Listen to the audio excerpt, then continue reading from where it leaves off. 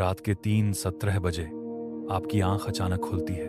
कमरा वही है, छत वही है, लेकिन आप हिल नहीं पा रहे। छाती पर जैसे कोई बैठा हो और दरवाजे के पास कोई खड़ा दिख रहा है। आप चिल्लाना चाहते हो, आवाज नहीं निकलती। क्या ये भूत है या दिमाग का खेल? आज सच्चाई जानोगे। बहुत लोग इसे ऊपरी साया, जिन्न, डायन या काली परछाई कहते हैं। इंडिया में इसे कई नाम दिए गए हैं।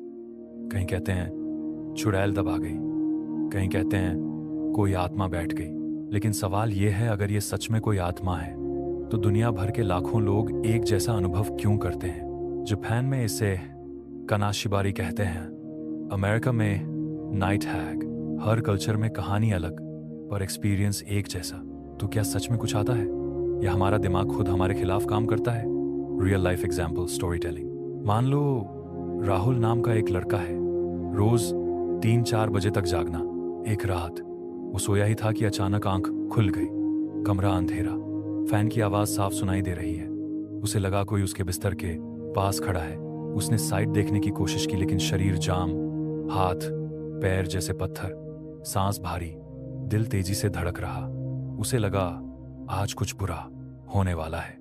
30-40 सेकंड बाद सब नॉर्मल। सुबह उसने बताया, घर वालों ने कहा कोई बुरी चीज थी। लेकिन असली सच क्या था? स्लीप पैरालिसिस असल में आपके स्लीप साइकिल का ग्लिच है। हम जब सोते हैं हमारा शरीर 2 मेन स्टेजेस में जाता है, non REM REM, rapid eye movement. REM stage में हम सपने देखते हैं और इसी स्टेज में हमारा दिमाग शरीर को टेम्परेरीली पैरालाइज कर देता है। क्यों? ताकि हम जो सपना देख रहे हैं उसे असल जिंदगी में एक्ट ना कर दें। मतलब अगर आप सपने में भाग रहे हो तो असल में बेड से कूद न जाओ। ये सेफ्टी सिस्टम है। लेकिन प्रॉब्लम तब होती है जब दिमाग जाग जाता है और बॉडी अभी भी रेम पैरालिसिस में फंसी होती है।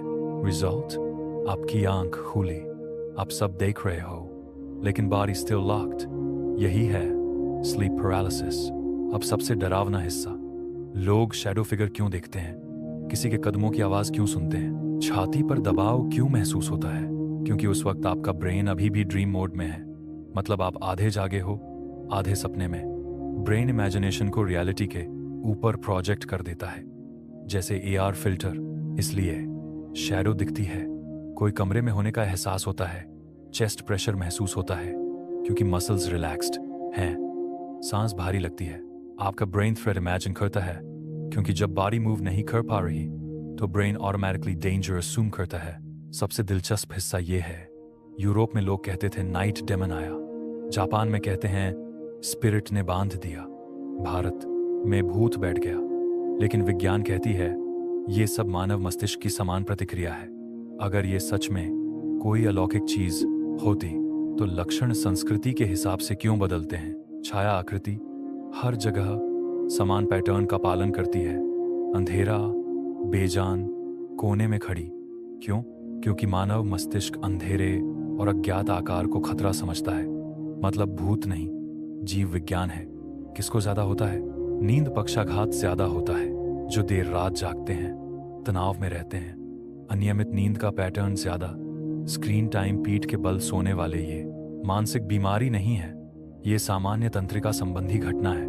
लगभग 30-40% लोग जीवन में कम से कम एक बार अनुभव करते हैं। आप अकेले नहीं हो। अगर हो जाए तो क्या करें? सबसे पहले घबराओ मत। याद रखें यह खतरनाक नहीं है, आप मर नहीं रहे हैं। कोशिश करो, अपनी सांस पर ध्यान केंद्रित करें। छोटी मांसपेशी हिलाने की कोशिश करें, जैसे उंगली या पैर की उंगली।